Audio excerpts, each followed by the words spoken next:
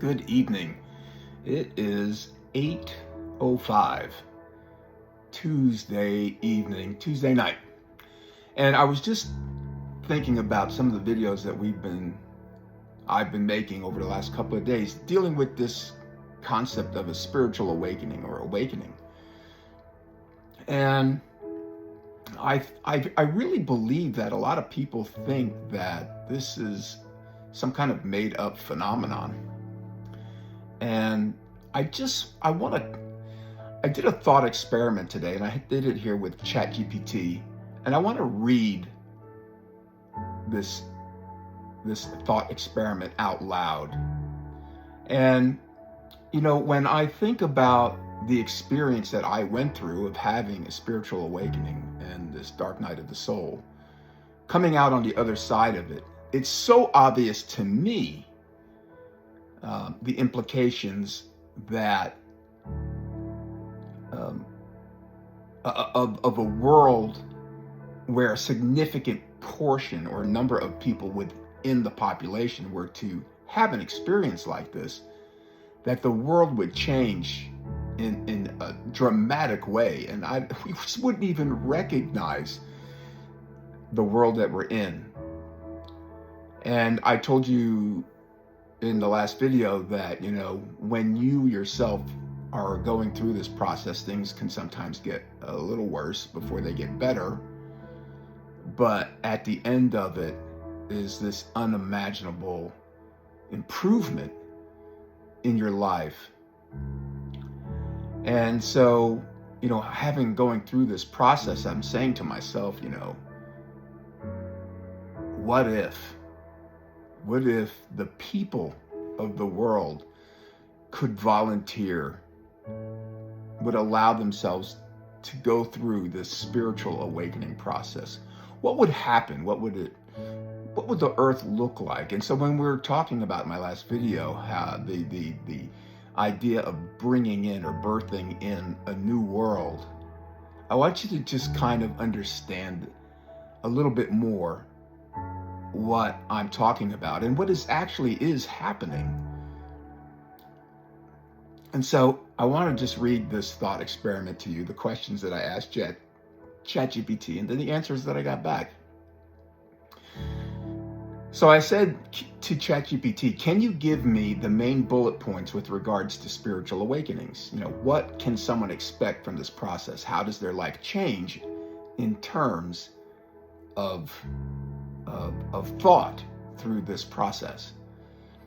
And ChatGPT comes back with the main features of a spiritual awakening. And it's a list of bullet points. And she's got heightened awareness, a sense of being more awake or conscious of life, self, and reality. A shift in identity, less attachment to ego. For instance, like I am my job, I am my possessions, or I am status. And more identification with something larger, something that's soul, consciousness, universal energy. Deep introspection, a desire to understand one's inner world, your values, and your purpose. Increased compassion and empathy, a feeling more connected to others, nature, and the collective at large. You're the collective. Questioning old beliefs, religious, cultural, even personal beliefs may be reevaluated and possibly even let go. Synchronicities. People often report meaningful coincidences or a sense of flow. Heightened sensitivity, stronger emotions, intuition, and even sensory perceptions. The need for solitude, craving time alone to process, meditate, or reflect. So the changes in thought processes, less linear, more holistic in your thinking. Thoughts become less about cause and effect and more about interconnectedness. A reduction of fear and judgment. Thinking becomes less critical or fearful, more accepting. expansion of perspective, seeing beyond one's own needs or narratives to a bigger picture. Intuitive decision making, relying more on inner guidance or that gut feeling rather than just pure logic. A focus on the present. Mind shifts from worrying about the past or future and living more in the moment.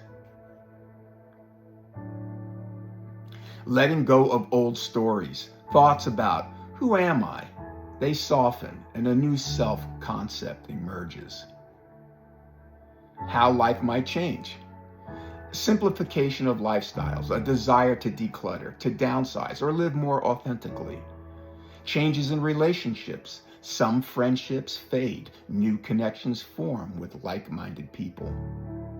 New priorities, less focus on material success, more on meaning, creativity, service, and joy. A greater emotional resilience, even though emotions may feel intense during the shift, long-term, there's more inner peace.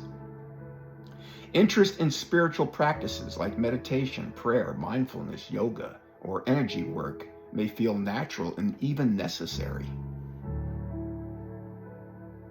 Things to be aware of. The dark night of the soul.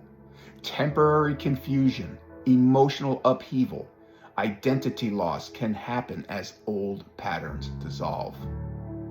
Feeling isolated, friends and family may not understand. It's normal to feel different for a time. Integration is the key. Balancing spiritual insight with everyday life is part of this journey.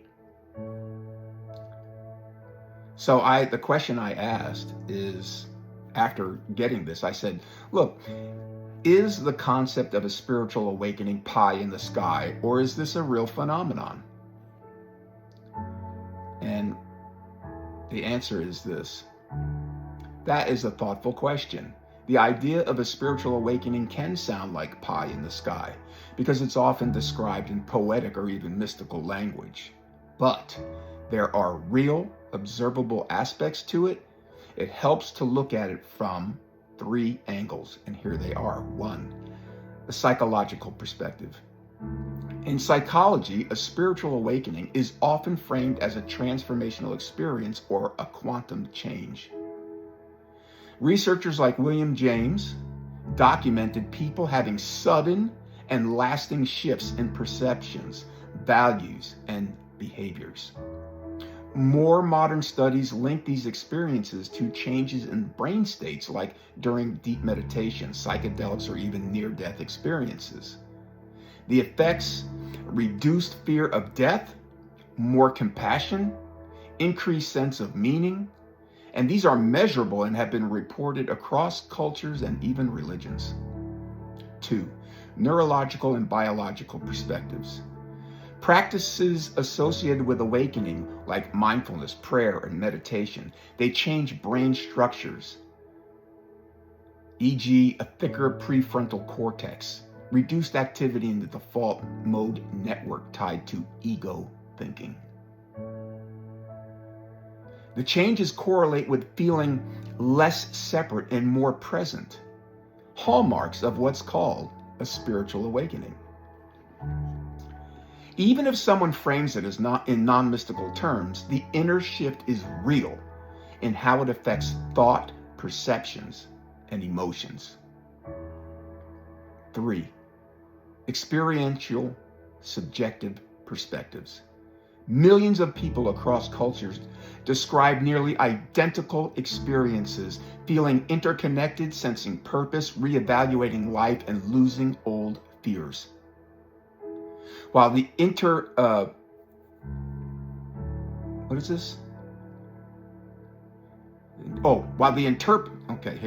While the interpretation can be religious, mystical, or even secular, the experience itself is a profound inner shift. It's very real to the person having it. I can tell you that is 100% spot on.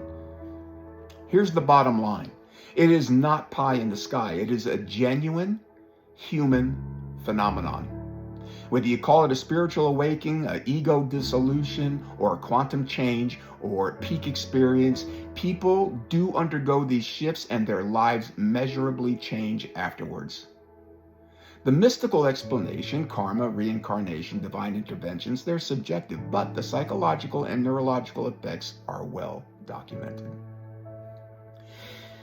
So I said, hey, let's do a thought experiment. What if 50% of the population on this planet were to go through a spiritual awakening?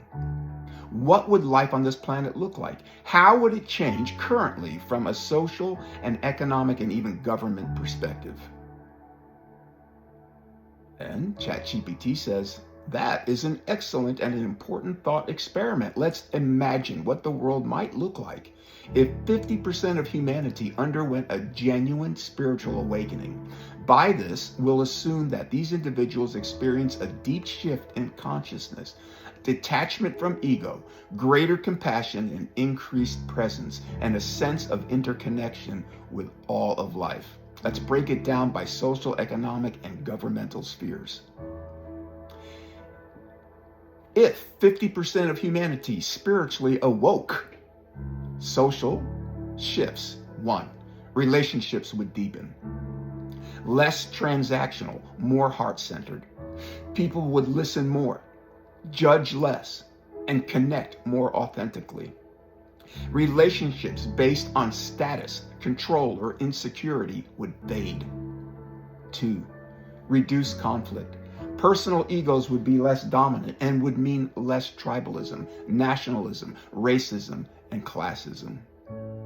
Forgiveness and emotional healing would replace cycles of revenge and blame. 3. Cultural shifts. Fame, beauty, status would no longer be core cultural values. Spirituality, wisdom, service, and authenticity would be held in higher regard. Media would shift from sensationalism to education, inspiration, and empowerment. From an economic impact, 1, the shift from consumption to conscious living. Consumerism would drop sharply, less desire to overconsume, hoard, or compare. Products would be designed to be ethical, sustainable, and necessary. Businesses that exploit or deceive would lose support quickly. 2, the rise of purpose-driven work. People would choose careers aligned with values, not just money. Rise in fields like education, healing, environmental restoration, and cooperative enterprises. Burnout would decrease as work becomes a form of contribution, not survival. 3, redistribution of wealth. Those who awaken would feel less attached to excess wealth, increased philanthropy, fair play, and conscious investing. A rise in economic models like circular economics, gift economics, and universal basic incomes. Governmental and political change. 1, policy rooted in compassion and unity. Laws would prioritize collective well-being over corporate interests. Healthcare, education, clean energy would be considered human rights. Prisons would be reformed to focus on rehabilitation, not punishment. 2, less corruption, more transparency. With ego and greed less dominant, leaders would be more accountable. The public would demand ethical, heart-led leadership. And get it. They would get it. They would demand it and they would get it. Political polarization would soften as empathy bridges ideological gaps. 3, global cooperation. International collaboration would become the norm. Think climate change, refugee crises, and resource sharing. War would be far less likely. Diplomatic solutions would be genuinely sought out. Nationalism would decline in favor of global human unity, not erasing cultures, but connecting them. Additional ripple effects. Education would focus on emotional intelligence, mindfulness, and ethics. Technology would be developed responsibly, aligned with human flourishing. Animal welfare and environmentalism would be central concerns. Religions would evolve, less dogma and more direct experiences of the sacred. Mental health would improve drastically. The root cause of alienation, trauma, and disconnection would be addressed. Death would be less feared, viewed as a transition rather than an end. Reality check. Would it be utopia? Not quite. The remaining 50% of the population might resist, fear, or attack what they don't understand. There would be likely friction during the transition, collapsing systems, job losses in certain industries like arms or luxury consumer goods, and cultural clashes. But the overall trajectory would be healing, not destruction. In short, there would be pain in the transition, but unimaginable progress is on the other side of it.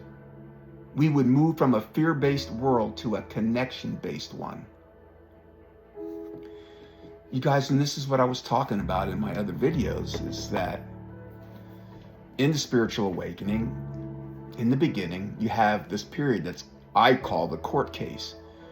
And it is a rocky moment. It's very messy, and it feels very uncertain because you are coming into contact with aspects of yourself that are problematic to you. And nobody likes to just sit in front of the talking mirror that tells you everything that you're doing, the things that are wrong anyway. It's not that everything you're doing is wrong, but the things that are not working out for you, the things that are not working in your favor. A lot of times we don't want to hear those things from anyone. And so when you're going through a spiritual awakening, the program forces you to confront these realities, and there's no escaping it at all. You can't. And so for a time, let's just say that your awakening was going to take place over the course of 9 months. You're probably going to spend 3 or 4 in your court case. And then after the court case, things start to level out a little bit, and you start to catch your breath. And you start moving through a more quiet period of introspection. And you start piecing the puzzles together, and you reclaim your balance. And the rest of the time is spent in some kind of isolation, like you're like a hermit for a time where you're just in deep contemplation for many months. And you're spending time in nature, outside. You're listening to, maybe guided meditations, where you're starting to learn how to deal with the emotional response that you get from your own thoughts. And you're also taking on these new ideas and perceptions, and sometimes, that in itself is also hard too, right? Because you might have to make some changes in your life. And you're adjusting to the changes in your life that the spiritual awakening brings about, because oftentimes, when this happens, it starts just ripping people out of your life. I mean, it's really something. And so,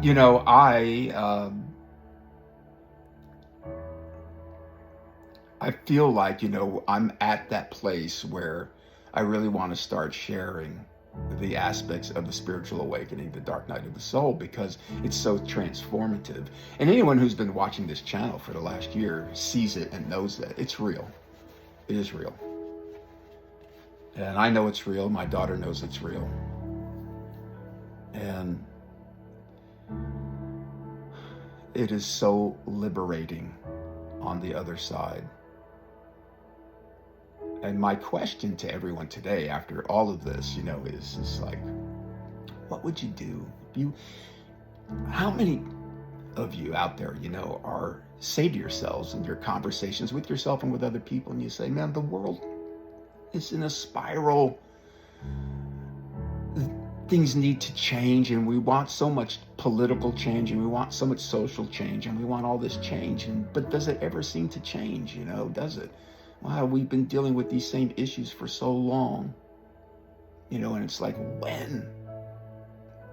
And my question to you is what are you willing to do to bring about this change? If you could voluntarily undergo a spiritual awakening, would you do it? Would you do it? Would you allow your ego death to happen in this lifetime? It's an interesting question.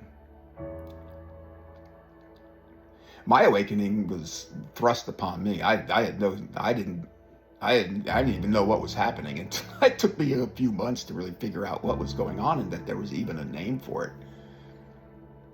But we are entering a period where this process, the spiritual awakening, is happening more and more, and it's going to continue to increase because we are bringing in a new world. But the question is how long is it going to take? That's the question. It's not if, it's just how long. And what can we do? And I think, to the people who are visionaries, to the people who are artists, to the people who are caregivers, to those people who have a big heart, a loving heart, you are so needed in this world, and in the next one, you're really going to be needed. And this process of spiritual awakening, it's not something for awful people. It's something for all of us. It's kind of just like a version, it's like a 2.0 of whatever we are right now. Version 1, and would you be interested in a version 2 of who you are? That is the interesting question here. And that is the question that I'm asking you. What would you do? Would you do it if you could? And you can. You can. But would you? Will you? You want to make the world a better place? I just read how it can be done. And it will be done that way. It's just a question of how long will it take, because it could be a long trip if we have to wait for the universe to dole out these experiences as people's lives crumble from the mistakes that they're making. Or we could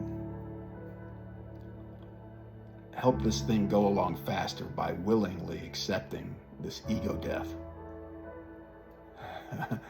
I just think that's such an interesting proposition. What are we willing to do?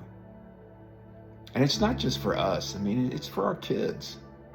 People say, it's for the kids, and if you have kids and that at some point, you're not going to be here to protect your children. And if you are a parent, you're worried about what your kid is going to have to go through when you're not around to protect them. So we want to leave the world in a much better place than when we came. And this spiritual awakening is this interesting program. You guys, my theory with this is that anyone can have it. Anyone. I believe that this program is in your DNA and that it is activated under certain conditions. Do some research on this yourself and see this trauma, anger. That could be from a death of a loved one. It could be from a breakup. It could be from so many things, a loss of a job or whatever. It's like this deep, sorrowful, when you're impacted just deeply, sorrowfully, and it evokes this really strong human response, and then boom, it triggers the spiritual awakening. But it needs to be like strong, really strong. Like, you need to be like crushed by something,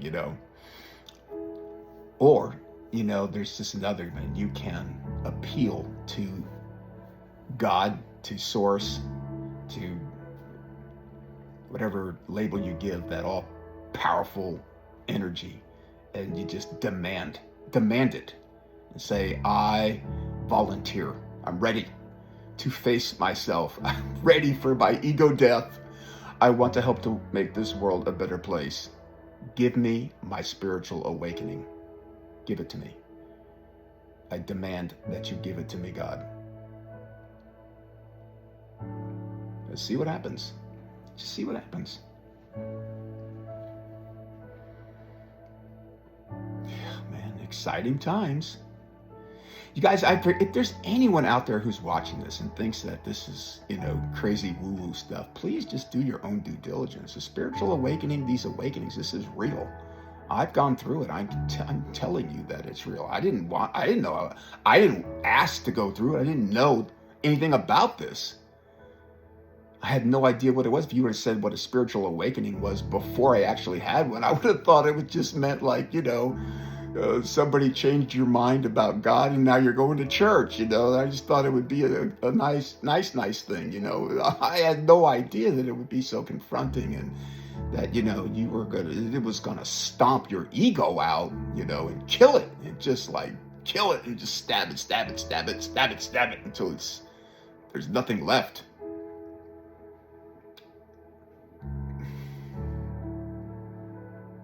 Yeah. There's so much information out there, you guys, on these spiritual awakenings. I really hope that you get curious about this and do your due diligence and look at it. In the meantime, I'll be sharing my experiences with it. And, some interesting conversations. I really like this ChatGPT because, it can really save you a lot of time. You really get it. What a great tool. We live in a magical age, you guys. It's just incredible, the tools at our disposal. When I think about when I was a kid, any kind of thought experiment you had your volume of encyclopedias, if you did have one. And that was it, man. That's what you had to work with. That was it, man. And the time that is saved today with the amount of knowledge that is, this internet is, this global consciousness that we're building. You guys, we are in a magical age, and we are all potential midwives to bringing in this new earth, a better place to live for ourselves and for our kids. So excited. Anyway, I love you guys, and I guess we're done for tonight. It's 8:33. I guess we'll see you in a couple of days. I got so much work. I don't know how I'm going to be able to get any more videos in. It's just crazy. All right. Good night. I love you. Bye.